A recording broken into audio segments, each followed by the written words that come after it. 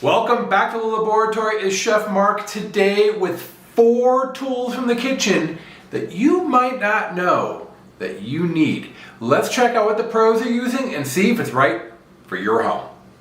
Go. The first tool is a spider. And the spider comes in really handy in commercial restaurants when we're deep frying. This is the item that we use to scoop out an errant chicken wing or chicken tender, to scoop out debris that might float to the top. But I find they come in really handy when I'm trying to get boiled potatoes out of water or strain a small amount of pasta, particularly penne. It has a million uses in the kitchen. Once you have a spider, you're going to be using it all the time. The only problem is they can be relatively large and hard to store. This is a standard size spider. They come in smaller sizes, so if you can find one at the restaurant supply store, they're only a couple bucks. Pick one up and see if it's right for your kitchen. Go. Number 2, the gigantic whisk.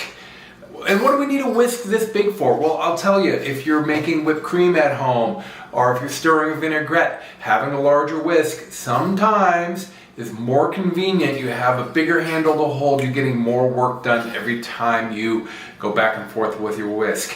Plus, they're just kind of fun to have kicking around. This looks bigger than life in a non-commercial kitchen.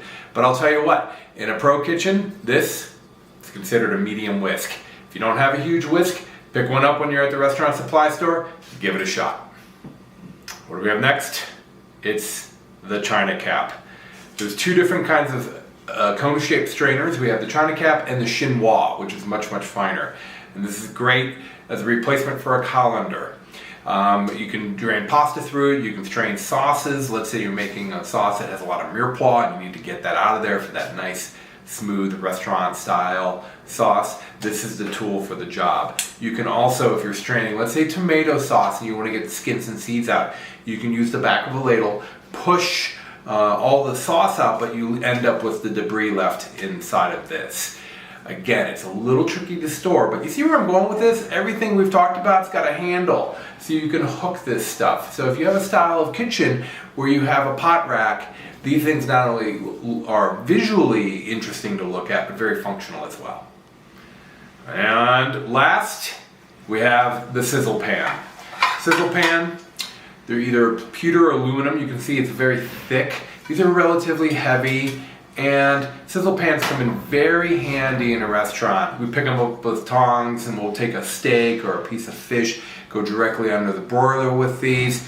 You can put some oil on it and take a rare steak and again stick it under the broiler, get a quick temp on it. They're great for nachos, they're fun to eat off of. They're fantastic in pizza ovens. You can set them on the grill and saute some onions. They have 1,000,001 uses, and the best part about them is they stack really nice. So here I have 4 sizzle pans and they take up almost no more room than a good old-fashioned dinner plate. I love a sizzle pan. Every professional restaurant I've ever worked in has a big fat stack of sizzle pans. They get used hundreds of times a week, so they're very durable as well.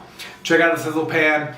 They are relatively expensive compared to some of the other toys that we looked at today, but I think it's worth it. If you haven't been to a local restaurant supply store and checked out some of the tools that the pros use, get over there, buy a few toys, and give them a shot. See if it's going to make your life in the home kitchen easier. As always, thanks for joining me in the laboratory. This is Chef Mark. Have you subscribed yet? No?